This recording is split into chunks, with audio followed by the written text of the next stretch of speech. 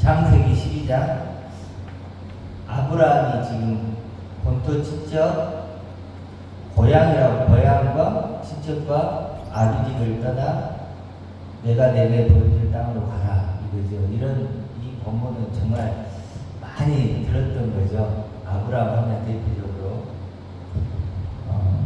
근데 여기 이제 정확히 안 나오는데 사도행전 10장으로 가보면 영광의 하나님이 나타나서 이제 아브라함이 떠나라고 하는 내용이 나오죠. 거기를 한번 더 볼까요? 사도행전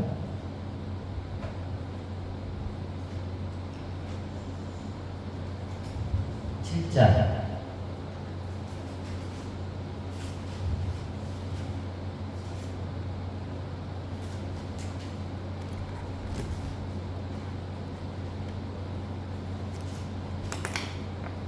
7장 1절부터 보면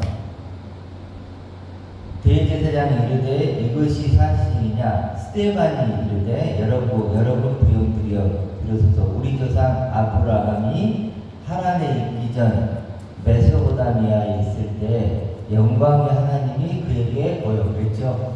누가 보였죠? 영광의 하나님.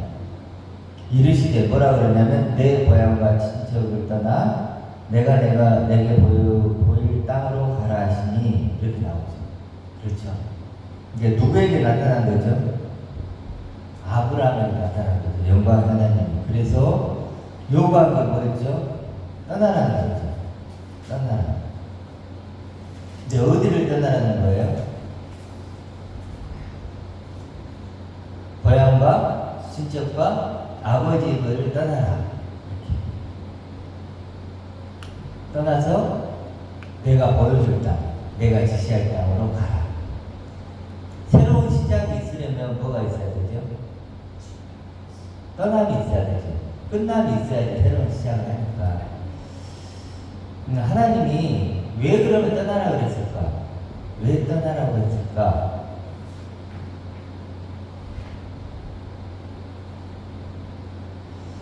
하나님이 꿈꾸는 아브라함을 본토 친척 아비집에서는 만들 수가 없는 거죠. 하나님이 꿈꾸는 아브라함을 거기서는 만들 수가 없어요. 그래서 떠나라고 했겠죠. 그럼 아브라함은 왜 떠났을까요?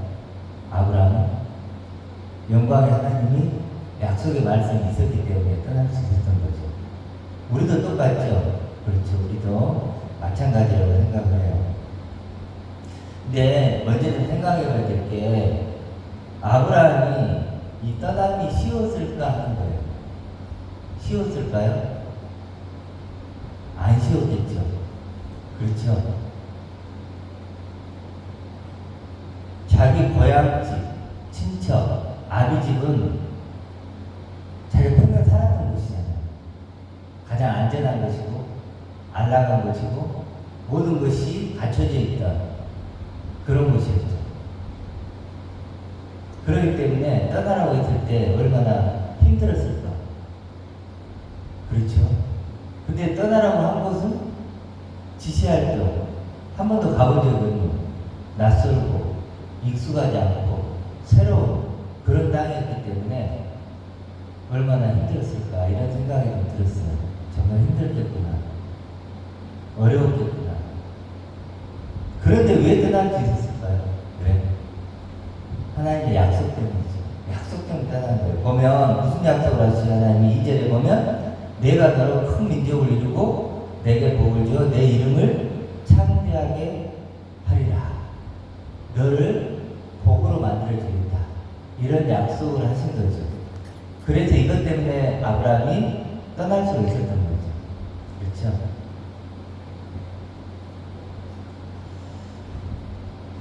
그 다음에 보면 4절에 보면 이제 3절도 이제 축복과 저주의 기준이 된다는 얘기를 하시고 4절은 이에 아브라함이 여호와의 말씀을 따라갔고 이렇게 나오죠. 여호와의 말씀을 따라갔다. 이게 굉장히 중요하다고 봐요. 여호와 말씀을 따라갔고 하나님이 결국 만들어내고자 하는 사람은 어떤 사람이에요? 바로 이런 사람이죠. 본토 친척 아비집에서는 하나님의 말씀이 필요가 없죠. 왜? 이미 세상 사람들 친척의 말, 아버지의 말, 고향 사람들의 말이면 충분했죠. 그런 말이면 충분히 살아갈 수 있었던 아브라함이었는데 이제 하나님이 지시할 땅으로 가면 어떻게 돼요? 그 땅은 낯설고 익숙하지 않고 처음 가보는 땅이기 때문에 뭐가 필요할까요? 새로운 말씀이 필요한 거죠. 그렇죠? 새로운 말씀. 그래서 말씀을 따라갔고 우리도 마찬가지가 아닌가 생각해요. 우리는 여기 이제 우리를 대입시켜보면 어떨까요? 우리는 본토 지적 아비집은 뭐에 속하고 또 지시할 땅은 어떤 땅일까요? 본토 지적 아비집은 옛사람이라고 할 수 있겠죠. 옛사람. 지시할 땅은 그러면 새사람이 되겠죠. 달리 말하면 옛사람은 땅이에요. 땅, 육. 새사람은 하늘로 만드는 거죠. 우리가 땅으로 살려면 땅의 말만 있으면 되죠. 그렇죠? 다른 말이 필요가 없죠. 충분해요. 다 땅의 말들 뿐이죠. 근데 내가 하늘이 되려고 한 거예요. 땅의 말은 소용이 없죠. 땅의 말 갖고는 안 되는 거예요. 뭐가 필요하죠? 하늘의 말이 필요하죠. 하늘의 말. 그러더니 성경에서 하늘은요, 원어적으로 보면 물이 있는 그곳이에요. 좀 이건 외워두시면 좋을 거예요. 그렇죠? 물이 있는 그곳 이렇게 표현하거든요. 하늘을. 물이 뭔가요? 말씀, 생명이죠. 생명이 있는 그곳이 하늘이라고 불러요. 근데 내가 생명이 됐잖아요. 그럼 그걸 하늘이라고 불러요. 내가 생명이 안 됐잖아요. 그런 걸 땅이라고 해요. 성경에서. 우리가 말하는 그냥 여기 보통 저 보이는 공간이 아니라 이런 하늘이 아니에요. 성경에서는 하늘 땅 했을 때는 그 하늘은 진리가 있는 그곳, 물이 있는 그곳, 생명이 있는 그곳. 그래서 하늘에 계신, 하늘들 안에 계신다 그랬을 때 그렇게 하늘에 된 존재들 안에 하나님이 우리가 계시는 거죠. 이렇게 이해를 하면 될 거예요. 그래서 지금 아브라함에게 하나님 요구하신 것이나 우리에게 요구하는 건 다 똑같아요. 본토 진짜 아비집을 떠나 지시할 땅으로 가라는 것이나 옛사람을 떠나서 새사람이 되라. 땅을 떠나 하늘이 되라. 이런 말은 똑같은 거죠. 구약이나 신약이나 같다고 볼 수 있죠. 차이가 있다면 어떤 거냐면 구약 에레미야 7장에 보면은 이제 이런 말이죠. 내 목소리를 들으라. 그렇게 얘기하시면 내 목소리를 들으라. 그래도 나는 너의 하나님이 되고 너희는 내 백성이 되리라. 이러거든요. 내 목소리를 들으라. 목소리를 듣는 목적이 뭐예요? 내가 너희 하나님 되고 난 너희 백성이 될 거야. 아니, 난 너희 하나님 되고 너희는 내 백성이 만들 거야. 그러니까 하나님이 목소리를 내는 목적을 얘기하는 거죠. 그게 구약이고 신약은 다르죠. 백성으로 만드는 게 아니죠. 뭐죠? 아들이죠. 똑같아요. 내 목소리를 들으라. 나는 너의 아버지가 되고 너희는 나의 아들들이 되라. 이거죠. 백성하고 아들은 좀 다르죠. 그래서 구약과 신약은 같으면서도 또 다르고 차이가 있는 거죠. 아브라함에게 요구하는 것이 본토 지적 아비집을 이런 어떤 물리적인 어떤 장소를 떠나서 가나안 땅으로 가라고 했지만 우리는 그런 건 아니죠. 그렇죠. 그렇지만 같은 것은 있죠. 우리도 떠나야 됩니다. 옛사람을 떠나서 새사람을 입어야 됩니다. 땅을 떠나서 하늘이 되는 거고. 그렇죠. 예수님도 뭐라고 그러죠? 나를 따라오려면 자기를 부인하고 자기 십자가를 지고 나를 따르라. 이렇게 얘기했죠. 이것도 자기를 부인하다가 자기를 떠나라는 거죠. 너를 떠나서 내게 오라. 그러니까 예수님이 나를 따라오라 그러면 나처럼 되라 이거죠.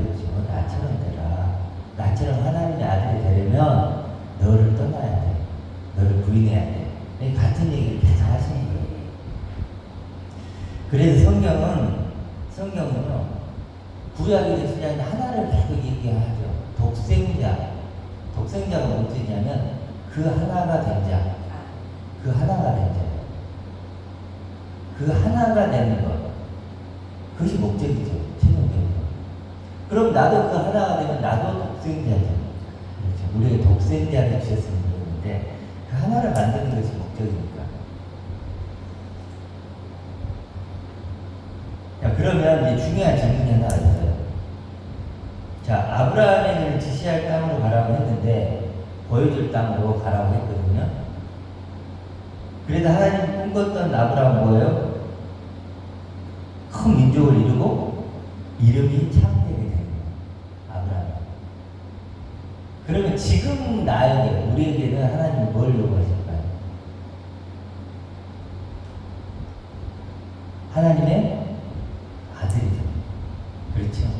우리 작은 아들을 원하시는 거예요. 그러니까 우리가 말씀의 실체가 된다는 건, 말씀의 실체, 복음의 실체가 된다는 건 뭐가 된다는 거예요? 하나님의 아들이 되는 거예요. 내가. 그러니까 하나님 말씀의 실체가 되려면 내가 사실 엄청난 존재가 돼야 됩니다. 시시하고 평범한 존재는 말씀의 실체가 아니죠. 이 법 말씀이 만들어내고자 하는 실체, 실상은 하나님의 아들이에요. 그 하나님의 아들은 또 엄청난 존재일 거니까 그 존재가 돼야 돼요. 그게 구원이에요. 그렇지 않으면 말씀 나와 상관이 없어요. 자, 그러면, 그러니까 끊임없이 하나님은 이제 신약에는 뭐라고 하죠? 내 사랑하는 아들이요, 기뻐하는 자라, 이렇게 얘기하죠. 예수님을 향해서 이는 내 사랑하는 아들이요, 기뻐하는 자라. 그럼 결국 예수님 말씀 들으라 그랬잖아요. 그럼 예수님이 뭐라고 얘기하세요?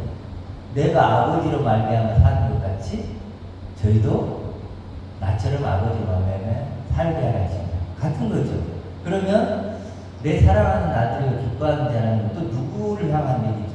나를 향한 얘기죠. 그렇죠? 그러니까 하나님의 말씀은 결국 나를 아들 만들는 거죠. 아들 만들는.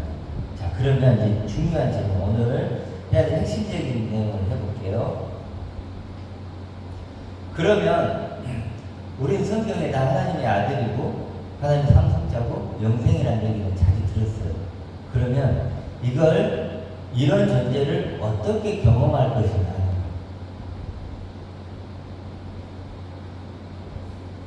어떻게 경험할까? 성경에는 하나님의 아들이 가치가 있고 특별하고 영광스럽고 신비하다고 해요. 새롭다 이렇게 표현하죠. 완전하다 이렇게 하나님의 아들을 표현하거든요. 그리고 에베소서는 뭐라고 해요? 거룩하고 흠이 없다 이렇게 표현하죠. 그 그리스도를 뭐라고 표현하죠? 히브리서에서는 영원히 온전케 되셨다 이렇게 표현하거든요. 자, 생각해봐요. 이런 하나님의 아들을 어떻게 경험할까요? 이게 우리에게는 가장 중요한 질문이죠. 어떻게 경험할까요? 자, 우리 하나님의 아들은 대단한 존재야. 그리고 하나님 그걸 나에게 약속했어. 예수님이 십자가에 죽으심으로 인해서 그 피값으로 나를 하나님의 아들이라는 이름을 주셨어. 그리고 하나님의 아들이 되는 게 구원이야. 하나님이 사랑하는 건 하나님의 아들이야. 뭐 다 얘기할 수 있어요. 그렇죠? 자, 그런데 정작 중요한 건 뭐예요? 그래, 그런 하나님의 아들인데, 그렇게 대단하고 엄청난 하나님의 아들인데, 하나님의 유일한 소망이 하나님의 아들인데, 과연 나는 그 하나님의 아들됨을 경험하고 있는가? 어떻게 경험하는가? 가장 중요한 질문. 그러겠죠?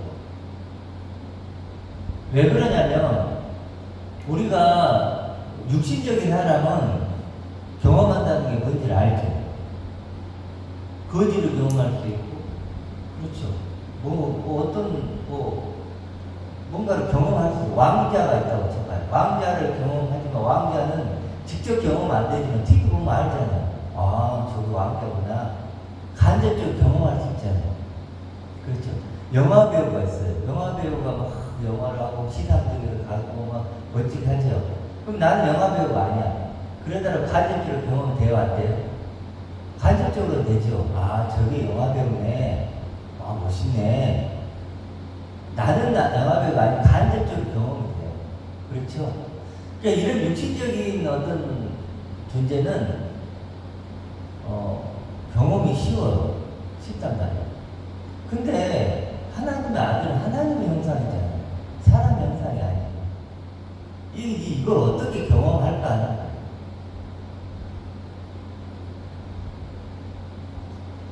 근데 이게 사실 가장 중요한 질문입니다. 성경에서도 하나님이 우리 하나님의 아들을 약속했죠. 그럼 하나님 관심은 뭘까요? 우리가 하나님의 약속한 하나님의 아들을 어떻게 반응하는가? 그게 가장 관심이겠죠. 내가 하나님의 아들의 옷을 줬는데 잘 입고 있는지, 하나님의 아들이라는 양식을 줬는데 잘 먹고 있는지, 그렇죠? 그 반응이 가장 하나님께 중요한 거예요. 다른 게 중요한 게 아니에요. 그래서 성경은 모든 게 포커스가 거기에 맞춰져 있어요. 우리가 포도원 품꾼 비유, 포도원 주인 비유 안에서 한 데나리온을 줬죠. 한 데나리온씩을 줬는데 어떻게 반응하느냐가 나오죠. 그것도 결국 그 얘기죠. 하나님의 아들을 줬는데 우리가 그걸 은혜로 반응할 것인가 아닐 것인가, 그거 얘기하는 거예요. 아들의 혼인잔치 비유도 마찬가지죠. 그렇죠?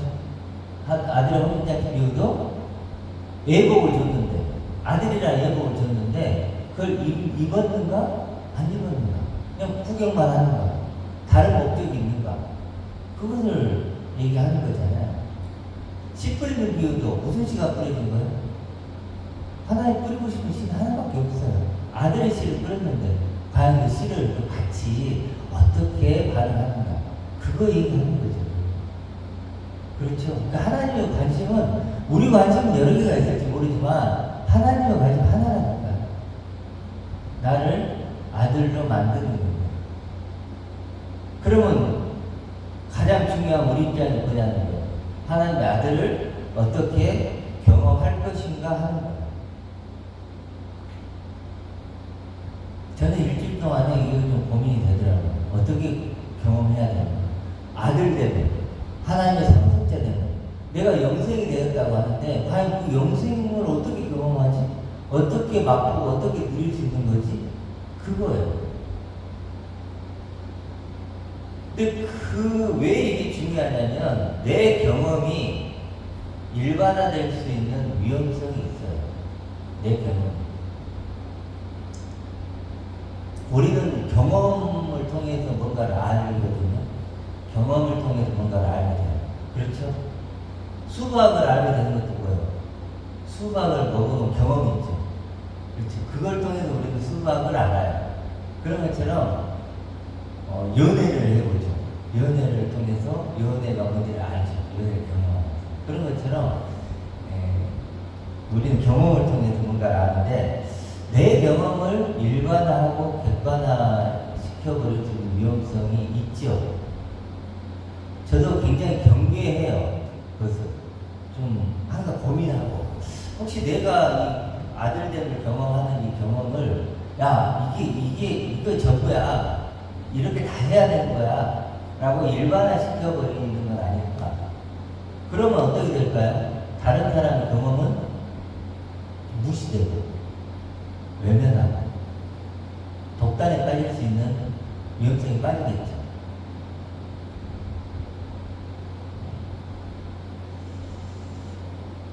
경계를 해야 되는데, 그래서 우리가 경계를 해야 돼요. 앞으로도 그렇고. 그럼 과연 우리는 어떻게 경험을 할 것인가 하는 거예요.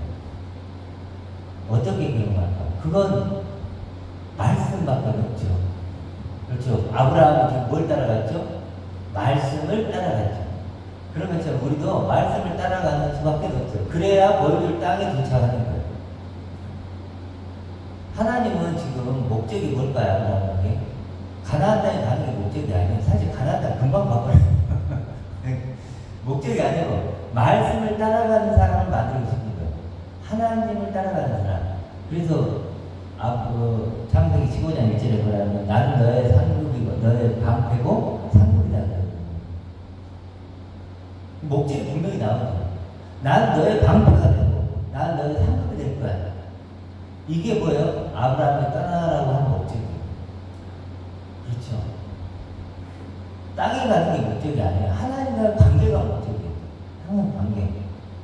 하나님은 나의, 그러니까 하나님이 난 너의 방패가 되고 너의 상급이 될 거야. 약속을 했잖아요. 그러면 결국은 최종적으로 어떻게 돼요? 아브라함이 하나님이 나의 방패고 하나님이 나의 상급입니다. 이렇게 고백하게 만드는 거죠.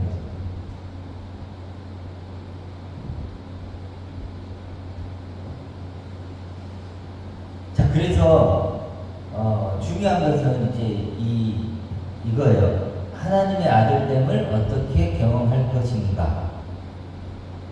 이게 너무너무 중요하기 때문에 반복을 하는 거예요. 하나님의 아들됨을 어떻게 경험할 것인가. 근데 그 경험 어떻게 해야 된다고요? 말씀을 따라야 된다. 말씀.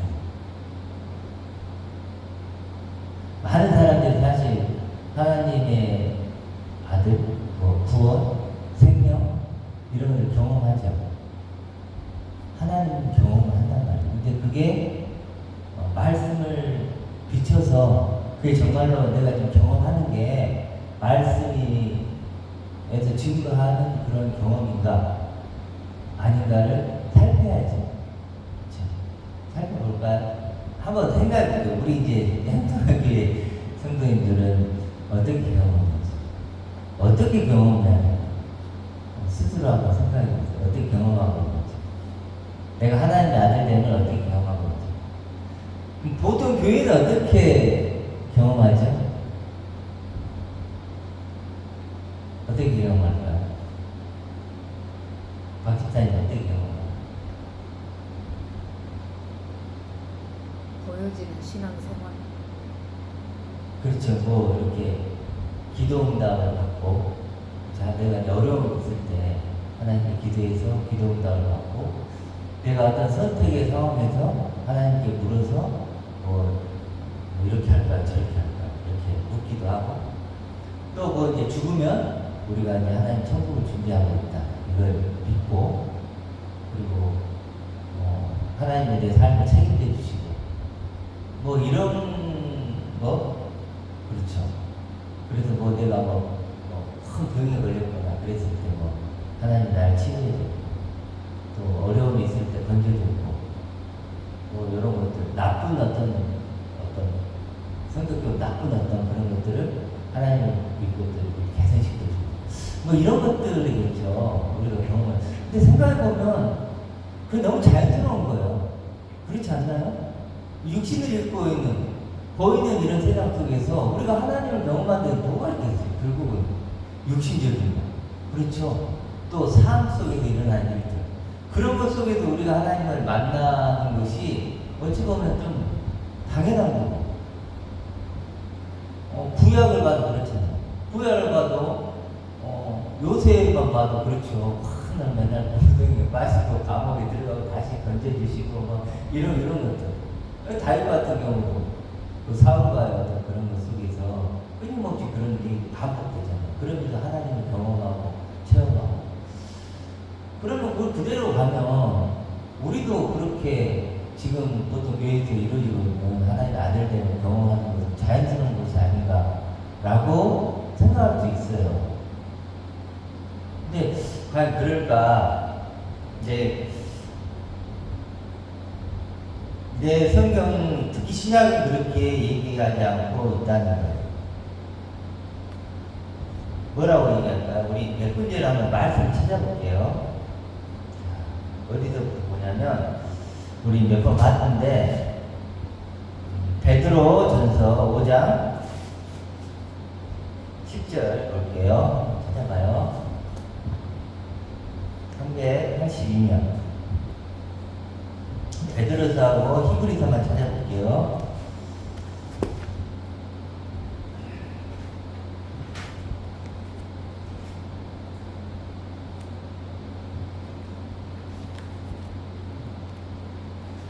오장 10절. 베드로전서 5장 10절.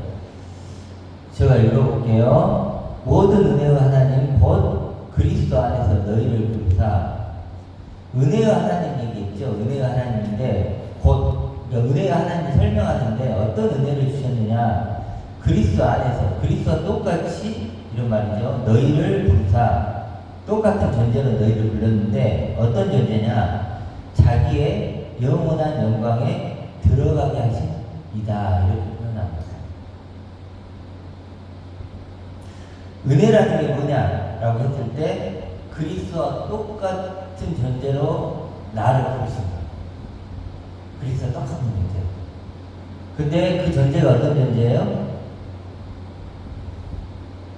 하나님의 영원한 영광에 들어간 존재. 하나님의 영원한 영광에 들어간 존재.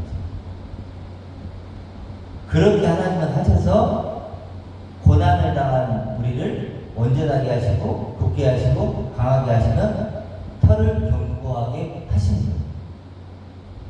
자, 은혜와 하나님 어떻게 한다고요? 자기의 영광에 들어가게 하시는 거예요. 그게 답이에요. 답. 대답이죠. 다른 걸 주시지 않아요. 뭐 육신이나 삶으로 뭐 경험 이게 아니에요. 여기 딱 나오잖아요. 이게 객관적인 증거예요. 하나님의 아들됨을 어떻게 경험하는가, 어떻게 경험해야 됩니까? 라는 질문에 대한 대답이 정확히 나와요.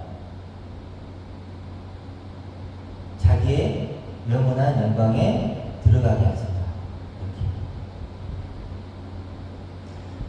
로마서에서 뭐라고 해요? 모든 사람이 죄를 범하였으면 뭐에 이르지 못해요? 하나님의 영광에 이르지 못한다고 하죠. 그럼 모든 사람이 죄를 범했대요. 그 말은 뭐예요? 모든 사람이 죄인이라는 거죠. 근데 죄라는 게 뭐죠? 관역에서 빗나가는 게 죄죠. 그럼 모든 사람이 지금 뭐 관역에서 빗나갔다는 거죠. 모든 사람. 근데 관역이 뭘까요? 영광에 이르지, 영광을 맞추지 못했다는 거니까 영광이 뭐예요? 관역이죠. 그러면 하나님은 하나님 자신의 영광이 우리가 맞춰서 관역이라고 주신 거예요. 근데 그걸 전부 다 빗나갔다는 거예요. 그러면 우리가 의인이 되려면 어떻게 해야 돼요? 하나님의 영광의 관역에 나를 맞추는 거죠. 하나님의 영광을 가진 존재가 되면 되는 거죠.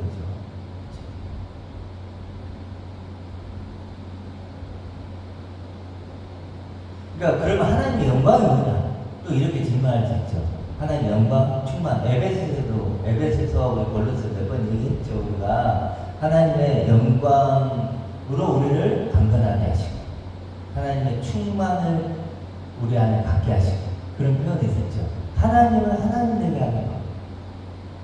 그분의 생명, 그분의 부유와 그런 것들이 뭐죠?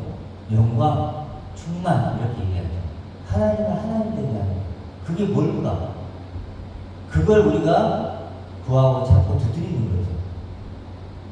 그러니까 하나님의 아들은요, 노는 분이 달라요. 육신적인 어떤 그런 거 있죠. 그런 차원이 아니죠. 그러니까 우리는 어떻게 살죠? 육을 따르는 사람들은 육신이 만들어낸 가치들을 따르는 거예요. 육신이 만든 가치가 뭐예요? 돈, 재물, 건강, 인간관계, 자신문제, 명예 이런 것들이죠. 사람들의 명예. 이게 얼마나 이게 중요해요. 인간에게는. 당장에 돈이 없으면 어떻게 돼요? 얼마나 힘들다고 우리가 알죠. 건강만 좀 나쁘면 어떻게 돼요? 우리 목사님도 건강 좀 얼굴 저도 이게 좀 그러니까 얼마나 힘들어요. 밥맛도 떨어지고 막 그러고 관계가 깨지면 어때요? 저도 이제 박 목사님하고 가끔 싸울 때가 있거든요. 싸우면 막 마음이 엄청 힘들어요. 저는 싸워가지고 막 거리가 좀 생기지 않아요. 그러면은 막 아무것도 손에 안 대요. 관계가 깨지니까. 가장 가까운 사람하고 관계가 깨지면 그렇게 되잖아요. 이거 보세요. 경제적인 건강, 또 사람 관계, 또 자식 문제 생각해보세요. 자식이 문제를 일으켜봐요. 얼마나 고통스러워요. 그렇죠? 그런 것들은 우리 육신이 너무 귀한 가치들이라는 거예요. 근데 그런 가치들보다도 뭘 추구하는 거예요? 그걸 떠나서 뭐예요? 그리고 필요하지만 떡이니까 필요하죠. 그런데 뭐라고요? 하나님의 보이지도 않는 그 영광을 추구하고 가지래요. 와, 이게 그렇게 아들되는 경험하네요. 이게 아브라함에게 하나님이 떠나라고 했던 것보다도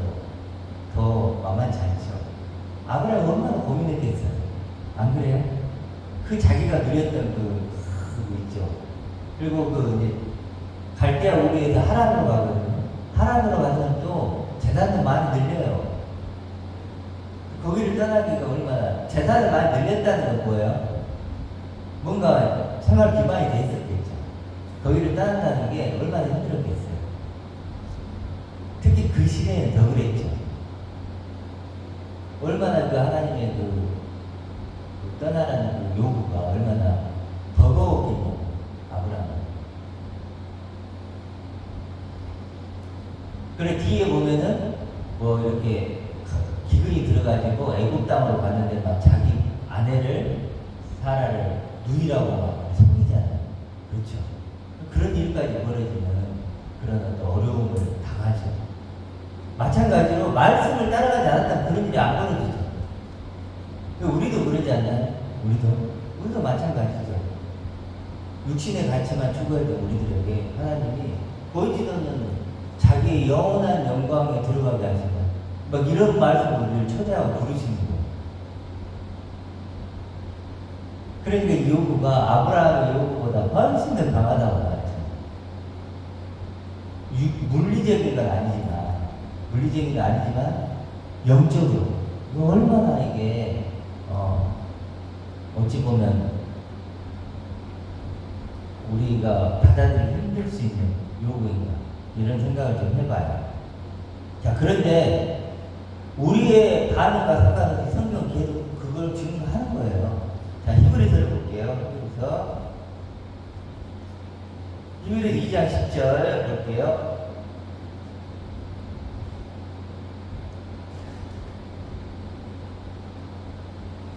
이 2장 10절 이렇게 나오죠. 그러므로 만물이 그를 위하고 또한 그로 말미암아 그가 많은 아들들을 이끌어 뭐죠? 영광에 들어가게 하시는 일에 그들의 구원의 창시자를 이렇게 나오죠. 그러면 구원을 얘기하는데 구원이 뭐라 그래요? 많은 아들들을 이끌어 영광에 들어가게 하시는 일이 구원이라고 해요. 구원의 창시자가 하는 것은 뭐예요? 구원의 일이니까. 많은 아들들을 뭐예요? 그 영광, 그 아버지의 영광에 들어가게 하시는 일이라고 하죠. 그것을 구원이라고 해요. 3장 14절 볼게요. 3장 14절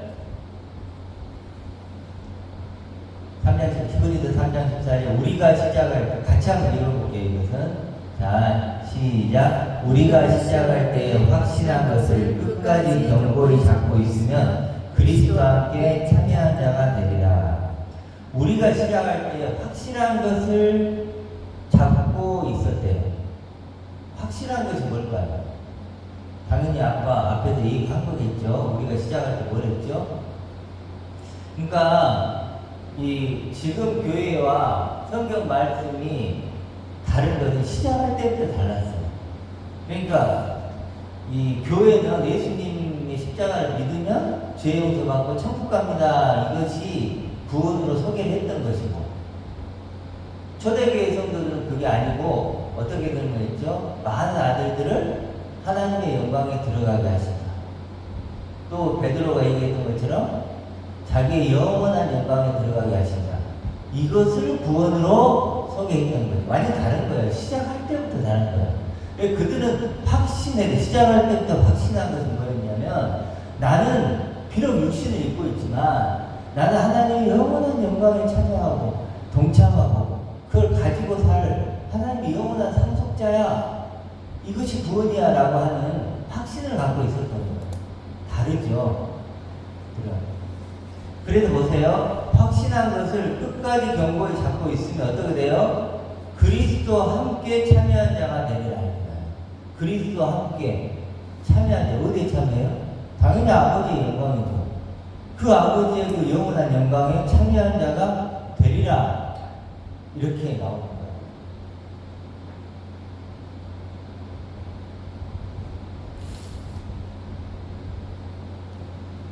자, 그래서 이런 여러 가지 말씀들, 베드로 전서나 로마서나 히브리서나 이렇게 쭉 보면 다른 거 여러 군데가 있지만 요한복음에도 나오고 예수님 직접 말씀도 하시고 여러 가지 얘기를 통해서 결국은 하나님의 아들됨은 어떻게 경험하는가? 우리가 보통 말하는 육신과 어떤 삶을 통해 경험하는 게 아니라는 거예요. 우리는 그걸 원하지. 그렇지만 그런 차원으로는 그 육신이나 삶을 가지고는 하나님의 아들됨을 경험할 수가 있는 것이 아니고 뭐죠? 하나님의 영원하신 그 영광. 그 영광에 우리가 들어가고 참여함으로써 우리가 그걸 경험할 수 있다는 거예요. 그래서 그리스도를 뭐라 그러죠? 하나님의 형상, 하나님의 영광의 광채라고 해요. 그리스도. 그러면 내가 하나님의 형상이 되고 내가 하나님의 영광의 광채가 되려면 어떻게 해야 돼요? 당연히 하나님의 영광을 가져야 하나님의 영광의 광채가 될 거야. 그래야 하나님의 형상이 되는 거고, 그래야 그리스도 안에 있는 존재가 되고, 그때 정죄함이 없는 거고 새로운 피조물이 되는 거죠. 자, 그렇기 때문에 결국은 결론적으로 이런 얘기예요. 하나님의 아들됨은 하나님의 영광, 충만을 가져야만 된다는 거예요. 그렇게 하나님의 아들됨을 경험해야 돼요. 그렇게만 하나님의 아들됨을 경험하는 거죠. 그랬을 때 우리가 성경이 말하는 말씀이 실체가 되는 거예요. 성경이 말하는 그 모든 고백들을 이제 내가 할 수 있는 거예요. 내가 하나님의 영광을 가졌어요. 하나님의 충만한 그 하나님의 생명을 내가 가진 거예요. 그러면 나는 뭐예요? 상속자입니다. 하나님의 상속자, 아들, 새로운 피조물, 그리스도로 옷 입은 존재. 그 어떤 수식어를 붙여도 나는 그게 예스가 돼요. 부족함이 없어요, 나는. 그래서 바울이 뭐라 그래요? 무명한 자 같으나 유명하고, 가난한 자 같으나 부유하고, 아무것도 없는 것 같지만 모든 걸 가진 자라고 한 게 누구예요? 나란 말이에요, 나. 내가 그걸 고백할 수 있게 되는 거예요. 근데 그걸 고백할 수 있는 근거가 뭐예요? 내가 하나님 아버지의 그 영광을, 충만한 그 생명을 가진 존재니까. 그 하나님을 상급으로 가졌기 때문에 나는 성경의 모든 말씀이 내게 완성되는 거예요. 내가 인격적이어서 그런 게 아니에요. 내가 뭐 기도를 많이 해도 되는 건 아니에요. 그렇죠. 무언가를 해서 되는 게 아니에요. 물론 우리는 기도를 해야 돼요. 말씀을 봐야 되고 예배를 드려야 돼요. 교회가 필요하면 헌금도 해야 돼요. 그렇죠? 그 수단이에요, 수단. 근데 반드시 그 수단이 있어야 되죠. 그러니까 이렇게 나와서 말씀을 듣는 거고, 또 말씀도 보는 거고, 기도도 하는 거고, 찬양도 하는 거죠. 그렇지만 그건 수단이에요. 좋은 수단이지만 목적은 뭐예요? 결국은 내가 하나님의 영광을 가진 아들이 되는 거예요. 그것이 구원이에요. 내가 하나님의 영광을 가진 하나님의 영광의 광채가 되면 성경의 모든 말씀이 내가 완성되고 나는 말씀의 실체가 되는 거예요. 모든 걸 이해하는 거예요. 그래서 요한 1서에 뭐라 그래요? 너희가 기름 부음을 받아서 모든 걸 안다 그러죠. 그 기름, 그 말씀 부음을 받으면 모든 것을 아는 거예요. 더 이상 비밀이 없는 거예요. 자, 그래서 우리가 하나님의 아들됨을 어떻게 경험할 것인가를 깊이 생각을 해야 돼요. 나는 과연 무엇으로 하나님의 아들됨을 경험하고 있는가? 사단은 두 가지를 못 보게 해요. 첫 번째, 육신의 무가치함. 두 번째, 하나님의 아들의 영광스러움. 사단은 어떻게 우리를 못 보게 하는가? 보이는 것으로 속이는 거예요. 보이는 것으로. 그래서 하나님의 아들됨을 보이는 것으로 경험시키는 거예요. 우리 육신을 어떻게 개선시키고 변화시킨다거나 내 삶을 더 좋게 만든다거나 그런 걸 통해서 우리를 속이는 거예요. 뭘 못 보도록 우리의 육신이 얼마큼 연약하고 아무것도 아닌 존재인가를 못 보게 하는 거예요. 동시에 우리 아들됨이 얼마나 영광스러운 것인가를 못 보게 하는 거예요. 근데 하나님은 반대죠. 보여주시는 거예요. 그래서 뒤에 보면 아브라함 얘기는 뭐가 없죠? 기쁨 기근을 오게 해서 누이라고 속이는 장면이 나오죠. 그때 아브라함은 어떤 마음이었을까요? 그렇죠. 하나님의 약속을 따라가는 그 자신이 얼마나 비참하고 초라했을까요? 자기 목숨을 구걸하기 위해서 자기 아내를 누이라고 파는 그런 자기 자신. 그러면 하나님 보여주고 싶은 게 뭐예요? 결국 우리의 연약함, 아무것도 아니야. 그래서 바울이 뭐라 그래요? 내가 약함을 자랑한다. 약할 때 꼭 강하다. 그런 표현을 하죠. 그리고 바울이 뭐라고 또 얘기했죠? 나는 부득불 내 육을 자랑한다. 이게 무슨 말일까요? 부득불. 어쩔 수 없이 내가 자랑을 한다 이거예요. 내가 자랑 안 하려고 했는데 너희들이 육을 갖고 자랑을 했다. 나 이제 하나님을 예수님을 따르는데 육신이 어떻게 됐더라 막 이렇게 자랑한다는 거예요. 그러니까 바울이 뭐라고 있는 거예요? 내가 부득불 내가 정말 말하기 싫은데 어쩔 수 없이 너희들이 그렇게 육으로 얘기하니까 내가 육으로 얘기해줄게. 내가 어떤 존재였는지 알아? 내가 그러면서 막 히브리인이고 내가 로마 시민권자고 8일 만에 할례를 받고 나오죠 쭉.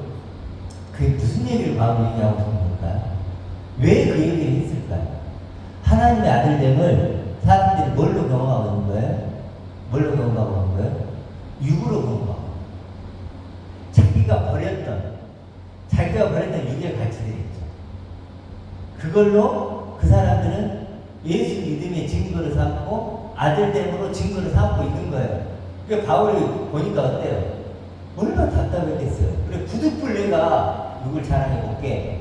무슨 말이에요? 바울 진짜 얘기하고 싶은 육이 낄 자리가 아니라는 거예요. 이건 하나님의 아들됨을 경험하는 건 육신이 끼어가지고 이러쿵저러쿵 할 자리가 아니라는 거예요. 어떤지 아시겠죠? 하나님의 아들됨은 하나님의 영광을 가지고 경험하는 자리지 내 육신을 갖고 경험하는 자리가 아니라는 거예요. 내 육신이 좀 좋아지고 뭐 개선되고 뭐 어떻게 하고 저렇게 하고 이래가지고 하나님의 아들됨을 경험하는 자리가 아니라는 얘기는 바울이 얘기하는 거예요. 아시겠죠? 그래서 여러분 우리가 누가 그 실종됐을 때 발견을 하면 뭐라 그러냐면 find him 이렇게도 말하고 find body 이렇게도 말해요. 살았을 때는 뭐라 그럴까요? him 그래요. 그 사람 살았어. 발견해서. 근데 죽은 사람을 발견한 거는 body를 발견했죠. 시체. 근데 body가 뭐냐면 그때 그 시체가 소마예요. 하나님 우리를 그렇게 보시죠. 우리는 막 대단하게 보지만 하나님이에요. 그럼 하나님은 어떻게 우리를 살리시겠죠? 죽은 우리를 바디를 소마를 시체를 살리고 싶어요. 그래서 뭘 주는 거죠? 하나님의 영을. 그래서 창세기 처음부터 뭐라 그러죠? 혼돈과 공허와 흑암으로 시작하는 거예요. 거기에 뭐가 있죠? 하나님 신이 운행한다. 모든 역사는 그렇게 움직여요. 처음부터 하나님. 처음부터 우리를 바디를 시작합니다. 시체를 시작시킵니다. 그래도 우리는 뭐예요? 하나님의 영을 불어넣어서 생명이 돼요. 하나님의 아들로 만들어내는 것이 구원이죠. 그래도 반드시 떠남이 있어야 돼요. 떠남이 없는 구원은 없어요. 떠남이 얼마나 아프겠어요. 슬플 수도 있고. 그렇지만 반드시 그 과정을 통과해야 돼요. 그래서 히브리인이라는 뜻이 뭐예요? 건너가다. 그렇죠? 끊임없이 하나님은 떠나게, 애국을 떠나게 하시고, 떠나고. 그래서 지금 우리 신약에 우리 성도들은 뭐예요? 육신. 그렇죠? 이게 전부라고 여겼던 그 나를 부인하고 예수님을 따라서 어떻게 하는 거예요? 예수님을 따라서 하나님의 영광을 감춰야 돼요. 이것이 우리가 도달해야 될 하나님이 보여줄 땅이고 지시할 땅, 가나안 땅, 약속 땅이에요. 하나님의 영광을 감춰. 그게 우리가 가야 될 최종적인 표대예요. 그 영광의 방처로 계신 분이 누구죠? 처절한 그리스도. 그분이 또한 우리의 표대가 되는 거예요. 그래서 우리가 이런 구원의 길, 생명의 길을 아브라함에게 하나님 요구했던 것처럼 지금 우리는 똑같이 이용하는 거예요. 그 생명의 길, 구원의 길, 믿음의 길을 걸어가는 저희를 소망합니다.